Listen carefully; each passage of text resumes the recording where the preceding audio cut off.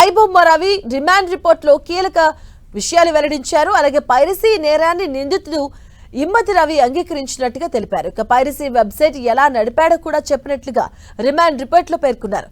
ఐబొమ్మ బొప్పం పేరు మీద ఇమ్మడి రవి మొత్తం 17 వెబ్సైట్స్ క్రియేట్ చేశాడని, ఐబొమ్మ బెట్టింగ్ సైట్ల మధ్య 2 ట్రాఫిక్ డొమైన్లు కూడా ఏర్పాటు చేసినట్లుగా పోలీసులు గుర్తించారు.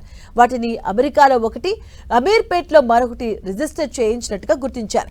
ఈ 2 డొమైన్లనే రవిని పట్టించారు. రవిని అరెస్టు చేయకపోతే ఇలాంటి వెబ్సైట్స్ మళ్లీ సృష్టిస్తూనే ఉంటాడని పోలీసులు చెబుతున్నారు. ఇక ఇమ్మడి రవి బెదిరింపులకు పాల్పడినట్లు స్టేట్మెంట్ రికార్డ్ చేసినట్లుగా రిమాండ్ రిపోర్టులో పేర్కొన్నారు. విదేశీ పౌరసత్వం తీసుకున్నాడని అంటేనే అతడి క్రిమినల్ ఇంటెన్షన్స్ అర్థం చేసుకోవచ్చని పోలీసులు చెబుతున్నారు. దేశ డిజిటల్ భద్రతకు రవి లాంటి వ్యక్తులు హానికరం అంటున్నారు. అలాగే బెదిరింపులు, విదేశీ పౌరసత్వం తీసుకోవడం వెనుక కుట్ర దాగి ఉందని అనుమానాలు వ్యక్తం చేస్తున్నారు. మరోవైపు ఐబొమ్మ కేసులో ఈడీ అధికారులు ఎంట్రీ ఇచ్చారు. మనీ లాండరింగ్ ద్వారా లావాదేవీలు జరిగినట్లుగా ఈడీ అనుమానాన్ని వ్యక్తం చేసింది. ఈ కేసుకు సంబంధించి పూర్తి వివరాలు ఇవ్వాలని హైదరాబాద్ సిపి సజ్జనార్కు లేఖ రాసింది ఈడీ.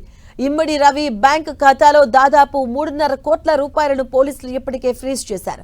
విదేశీ బ్యాంక్ అకౌంట్ల నుంచి పెద్ద మొత్తంలో రవి అకౌంట్కు నిధులు బదిలీ అయినట్లుగా గుర్తించారు. నెలకు దాదాపుగా 15 లక్షలు క్రిప్టో వాలెట్ నుంచి రవి ఎన్ఆర్ఈ ఖాతాకు బదిలీ అయినట్లుగా పోలీసులు గుర్తించడంతో ఈ కేసుపై ఈడీ ఫోకస్ పెట్టింది.